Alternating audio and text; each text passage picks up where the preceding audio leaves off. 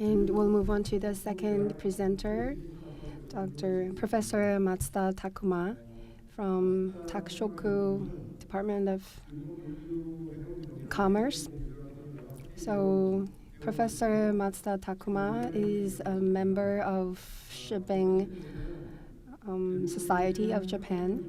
And in this session, he will have presentations about the current situation of a marine cluster in Japan.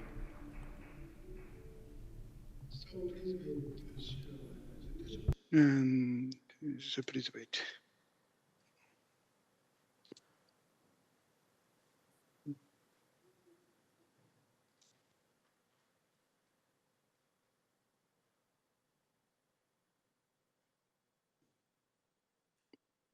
Sorry.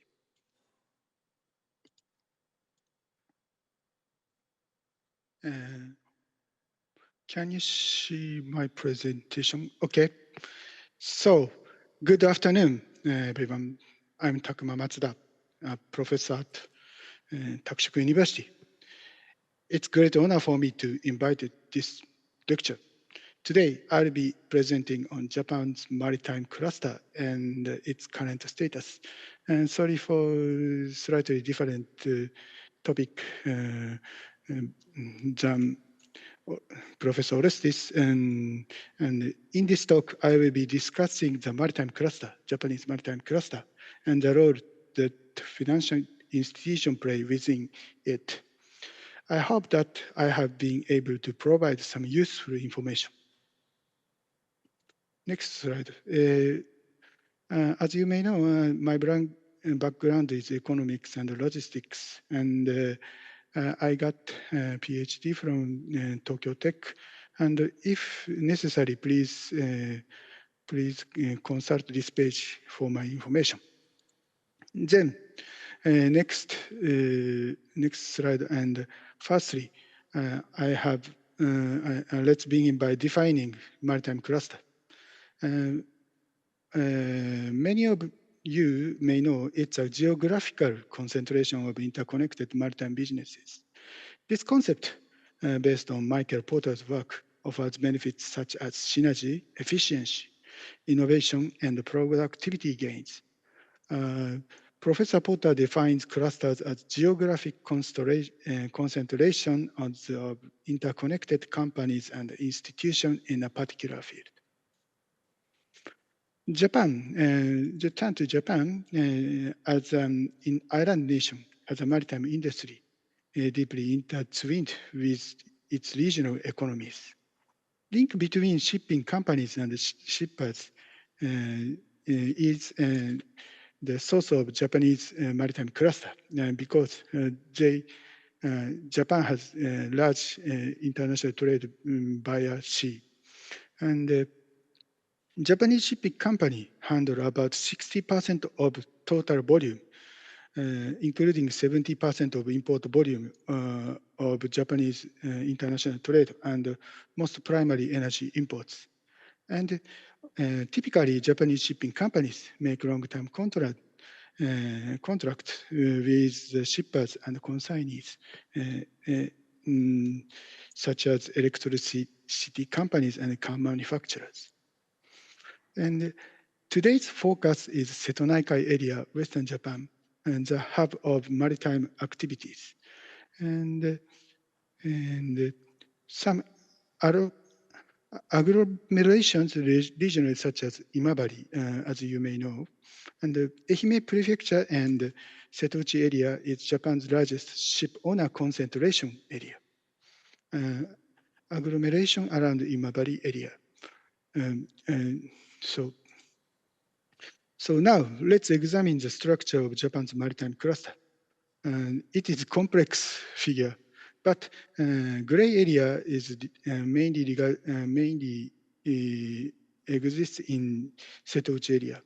Main player is shipping owners and operators and shipbuilders.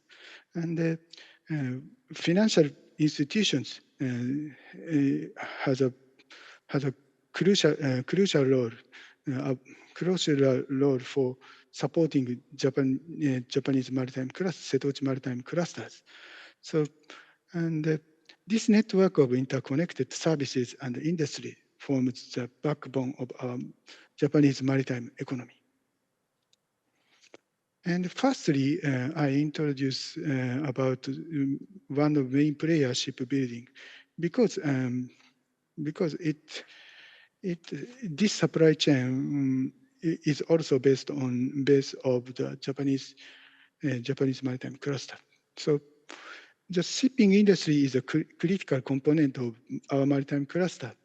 And the Japanese shipping company typically order from domestic shipbuilders who have built 77% of the existing fleet controlled by Japanese shipping companies in 2016.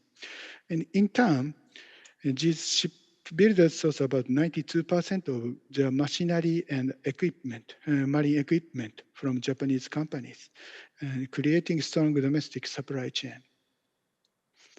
So then we move on to the Setouchi Maritime Cluster. Let's focus on the Setouchi Maritime Cluster, which includes key areas like Ehime. In Ehime, Ehime has Imabari and Okayama and Hiroshima, etc., etc., Western Japan.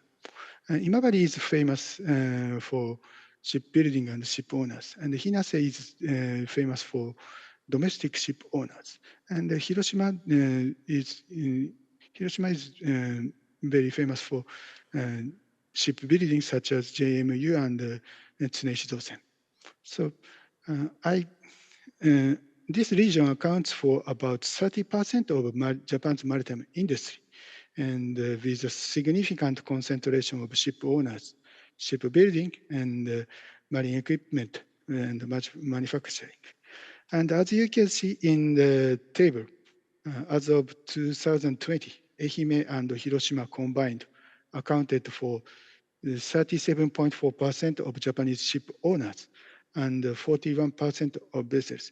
And Setouchi includes Yamaguchi or Okayama, but this figure is none. So 37.4% will be increased if we can include these areas figures. And the economic impact of the maritime cluster also substantial. So as a whole company, Japan's maritime cluster, sorry for 9 years ago, data is old. And in 2015, gross value added 4.74 trillion yen and 0.87%, about 1% of GDP. And the Setouchi region alone is estimated to contribute about 800 billion yen in gross value added and 2.1 trillion yen production value. And it is 2.3% of the region's gross domestic product. And there has maritime cluster has significant employment in the region. So it is an important reason for why maritime cluster is important. And multiplier effect is 2.54 times for new ship orders. It means if we order one ship, so 2.54 times of value is got around the area, and so this economic impact shows the importance of maintaining the cluster for regional economic development. So next, I will present regarding main players of the Japanese maritime cluster. It means ship owners. So this is, they are central to the Setouchi cluster. They are doing business in the narrow area such as Imabari or Hiroshima or Koyama, but their proximity to other industry players or rival companies enhances collaboration in ship design and usability, while also driving innovation through competition. And we've seen steady growth in the fleet size of domestic ship owners in recent years. For instance, Ehime ship owners, including Imabari, there's about 80 companies and owned 1,199 ocean-going vessels. But in 2004, Ehime ship owners owned only 500 ocean-going vessels. And the fleet size doubled in about 10 years, and growth rate has slowed, but continues to increase. So, regional banks play a crucial role, as I said, in supporting in the maritime cluster. The regions where regional banks are based on facing in decline in population around the west side of Japan. So there are a few promising growers, and which is also the reason why regional banks are focusing on lending to the maritime industry. The maritime industry is one promising borrower for them. And institutions like regional financial institutions, Iyo Bank, Ehime Bank, and Hiroshima Bank provide essential financial services, including ship finance and providing market information. And they sometimes send personnel. They've also been expanding the specialized maritime finance departments. And even compared to large banks, regional banks play a major role. Someone says Japanese maritime cluster has developed through the support of financial institutions. And this table shows the regional banks' lending or exposure to maritime industries as of December 2003. So EOBank EOBank's lending to maritime industries reached 1.36 trillion yen as of December 2023. And it is about 20% of total lending for the bank. So, and they, regional financial institutions, make service other than ship financing. So, as I said, personal exchange is also as well, and they even support for cluster companies in distress. For example, Hiroshima Ginko saved Sasaki Zosen in 2010, and some banks relieved Daiichi Chuo Kisen in 2015. And this, as I said, and loan balance, significant portion of dedicated to maritime industries, and previous slide figure, as you can see. And as I said, expansion of specialized departments, such as specialized ship finance department in recent years. So they, so regional banks are focusing on shipping finances. And so, in fact, shipping company and relationship between shipping company and government is less weak than China and Korea. Japanese government try to strengthen the Japanese shipping or maritime industry. Japanese government passed a legislation, Maritime Industry Strengthening Act. This legislation aims to promote shipyard restructuring and productivity improvement through government recognition of restructuring plans, financial support, and tax incentive.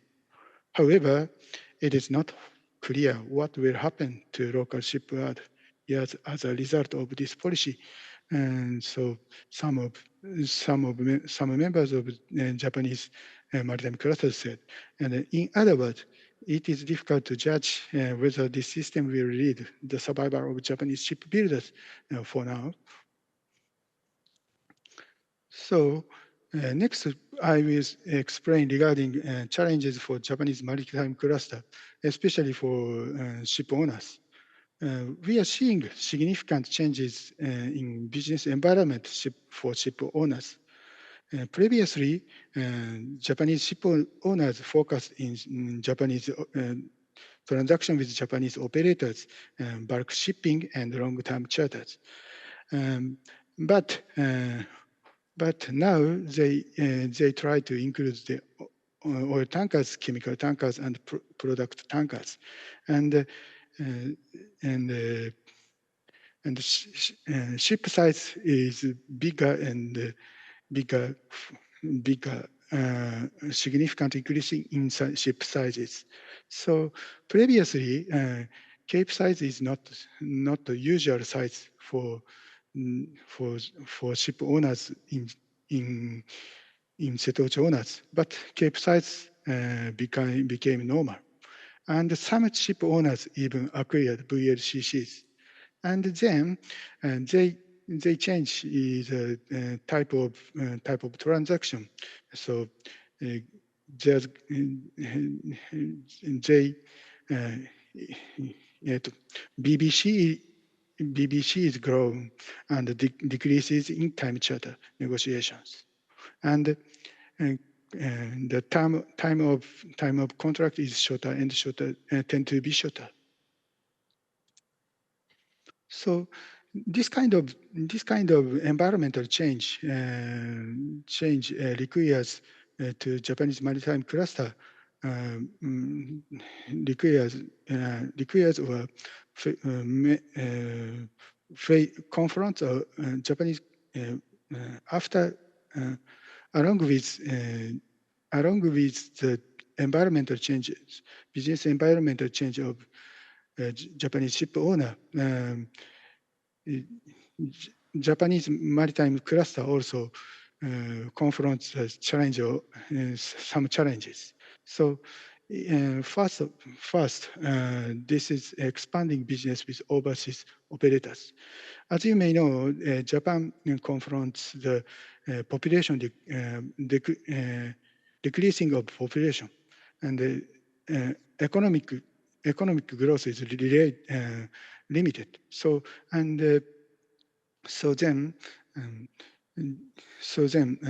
if ship owners or ship builders and shipping companies expand their business, and they try to expand business with overseas operators, and it already began, and there's shortage of shipbuilding capacity in Japan. So and it makes difficult. It makes difficult to expand in Japan. But on the other hand, there's difficulty in overseas expansion. Next one is increasing cost due to global inflation trends. And for Japanese companies, depreciation of yen is also a problem. And last one is environmental issues.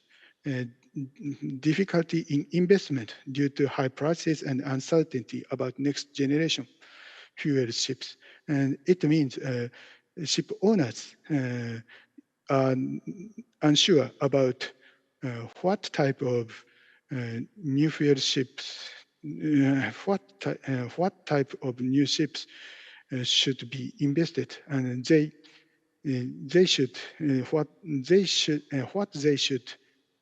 what should they invest, what type of ships they should invest. So they are unsure, and it is an opportunity. I think it is opportunity for financial institutions, institutions, because they can they can do consulting business. So lastly, in conclusion, the Seto Maritime Cluster remains a vital component even though there is some challenges. And the way forward, I think balancing cluster components for sustainable development is necessary. So as I said, difficulty is in investment for new fuel ships. And next one is fostering innovation and technological advancement is needed. So firstly, focus on technological superiority rather than price competition. And so maritime industry is very volatile, and so Japanese maritime cluster must avoid this kind of volatility as far as they can, and leverage environmental technology and last one, enhancing collaboration between industry, academia, and government. Last one is addressing global competition and changing market dynamics. It is kind of similar. It is very similar to avoid volatilities and the need of and so some policies and some need for adaptive policies and industry cooperation. Lastly, importance of maintaining balance in cluster development. Thank you for listening my presentation. My presentation is done. Thank you very much thank you for listening. Thank you for attention.